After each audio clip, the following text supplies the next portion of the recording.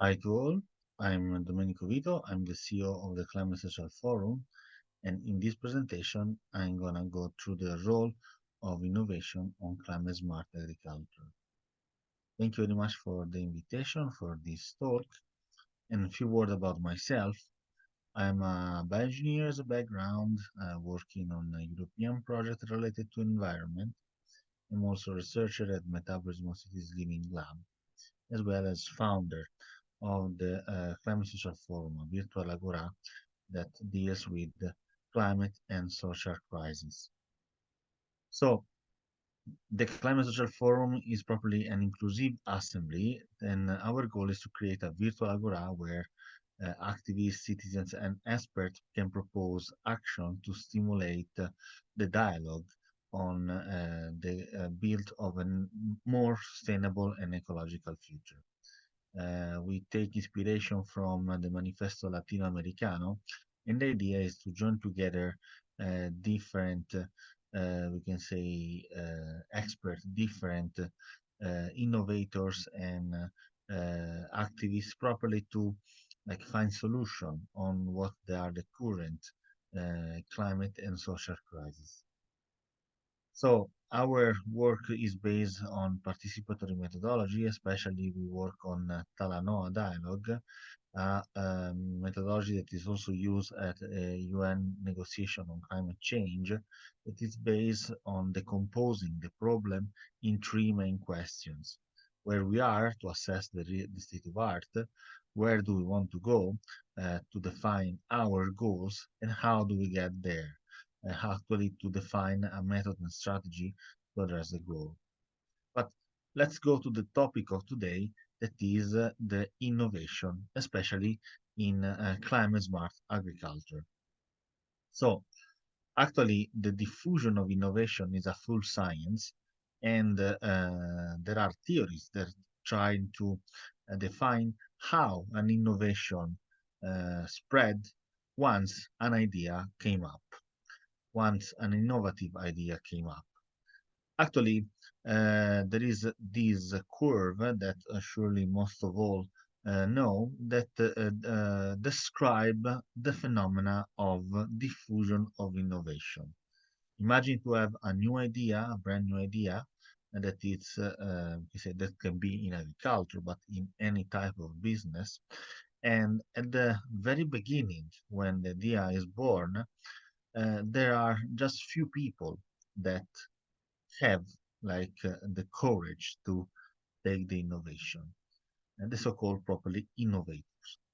Then gradually the audience and the customer of the idea is increasing, and we have the early adopters, and then gradually the we say the number of people that gonna adopt an innovation, if it is like a good innovation, is gonna increase since a peak. And after a peak, actually the innovation is gonna fading.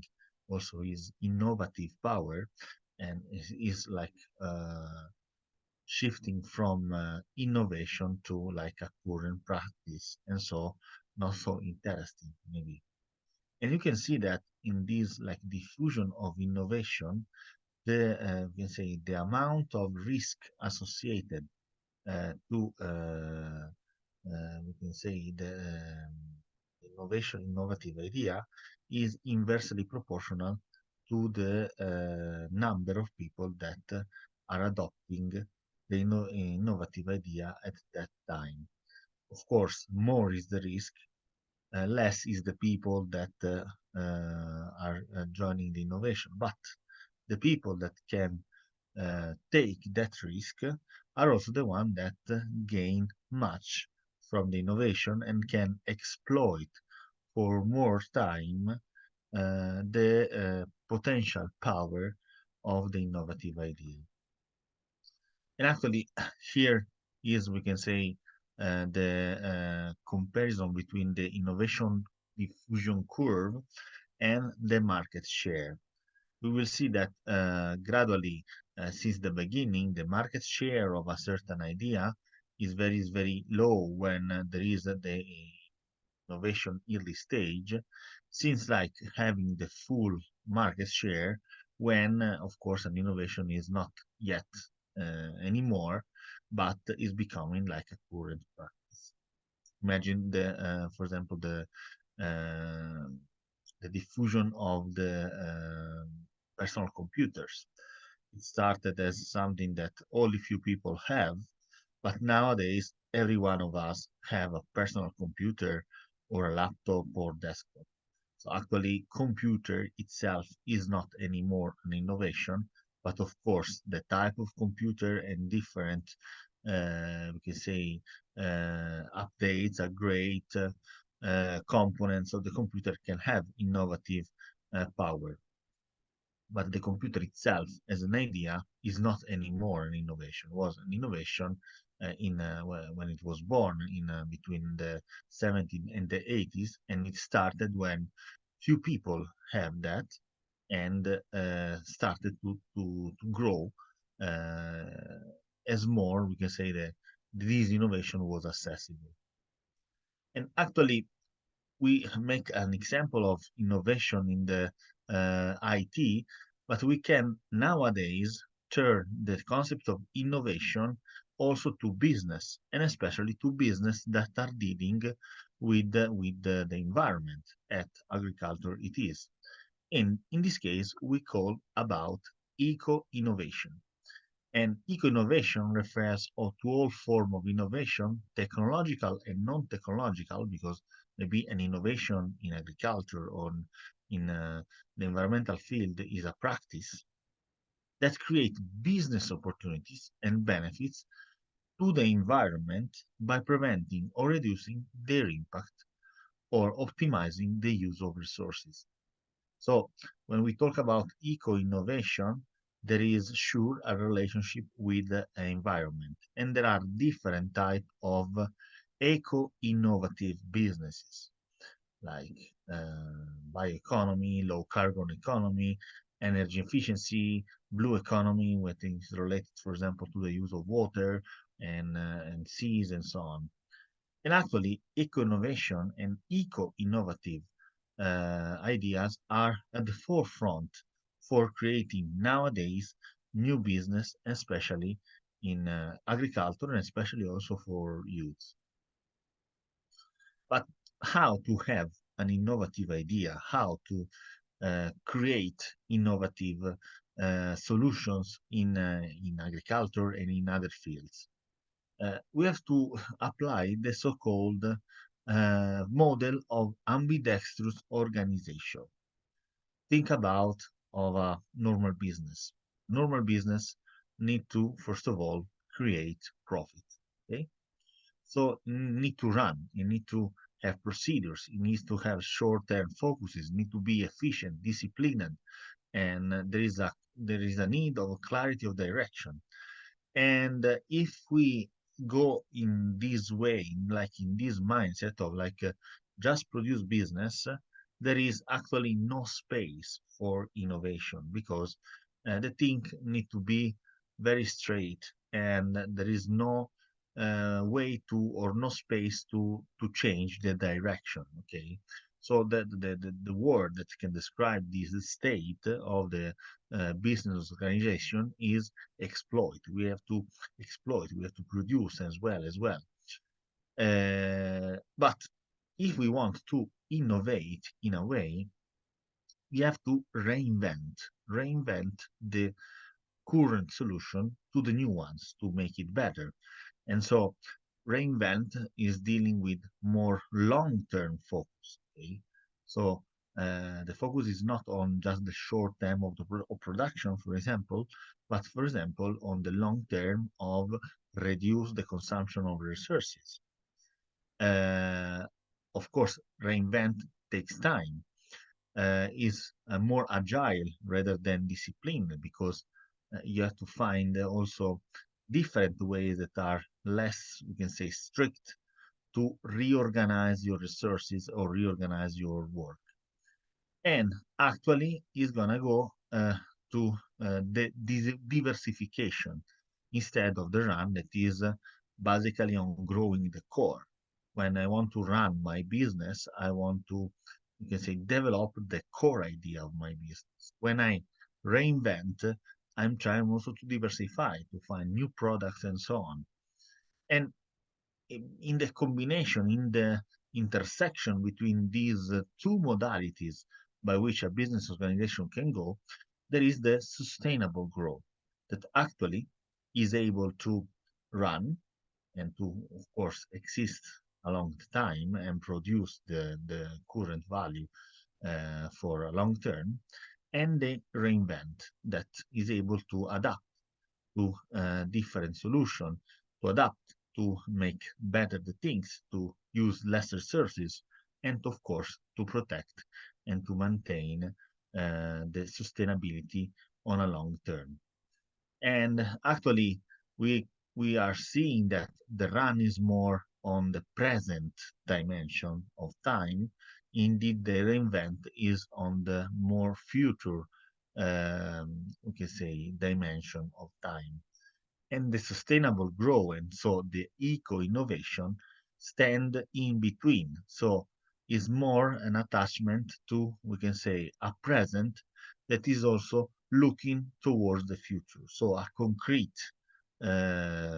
futuristic vision, we can say, and present futuristic vision that gonna actualize the current business.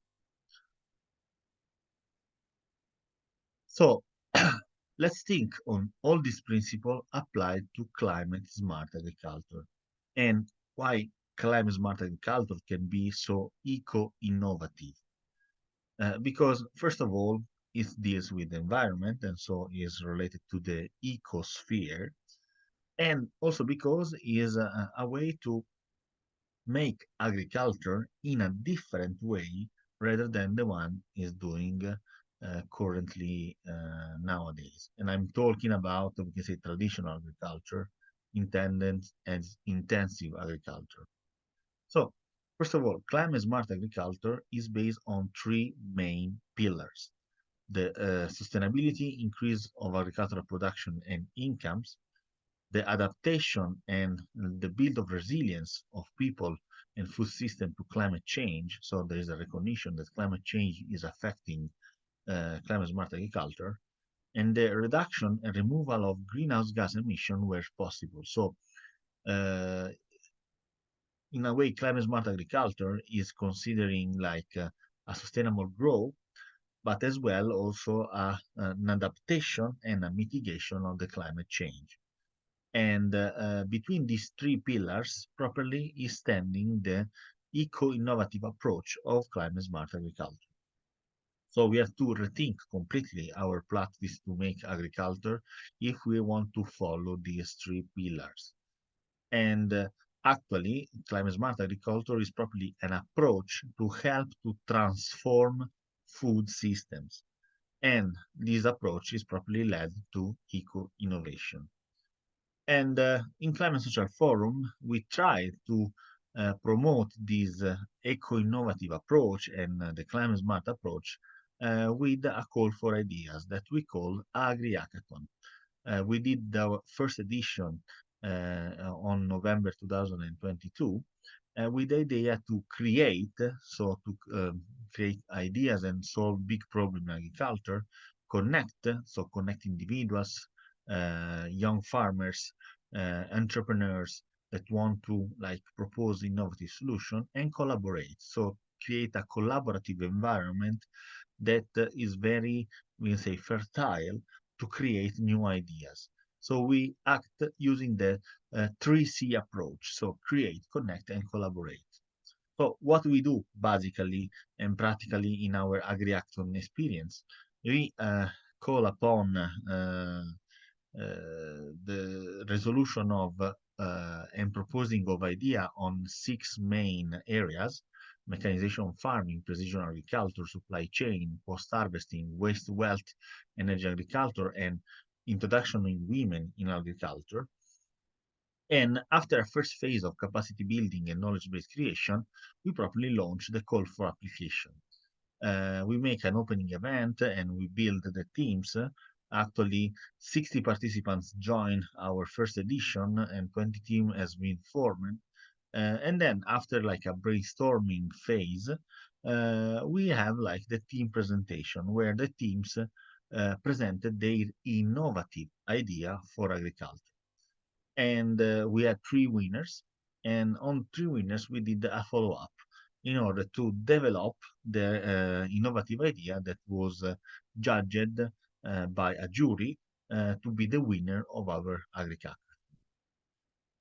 So, to of course, to make an evaluation and make the selection between the different solution, we used some evaluation criteria. Some evaluation criteria that was properly wanting to prize the sustainable, innovative ideas related to agriculture. So feasibility, innovativity, sustainability, climate smartness, so the coherence with the climate smart agricultural concept, accessibility, because of course, if you want to have a diffusion of the innovation, these need to be scalable and needs to be accessible, scalability, and communicability, and of course, teamwork. So we evaluate on these criteria the idea that has been formed, and on that we selected our three ideas. And I just make you an example of the winning idea that was like a multi-story gardening technology with customized drip irrigation that was properly done to like develop to increase the productivity of the yards using also we can say the vertical dimension. This first team that will win the first prize that is also has been also invited by FAO to present and to show we can say the potential of the idea. So in Climate Social Forum, we are also thinking on other ways to promote innovation in agriculture. Agri-Hackathon was one of that, but also together with Dino, we are properly developing a platform that we call AgroSmart, sorry, AgroSmart Friendship Platform. So we will give more insight on this idea on our explanation, but basically, just to let you understand, the agri-friendly platform want to provide a full platform for farmers to, you can say, support their planning of cropping and also the exchange of practice properly to cope with climate change. So with this, I will close my presentation. Thank you very much for the attention. And if you have any question, you can write me to the email that you see on the screen. Thank you very much.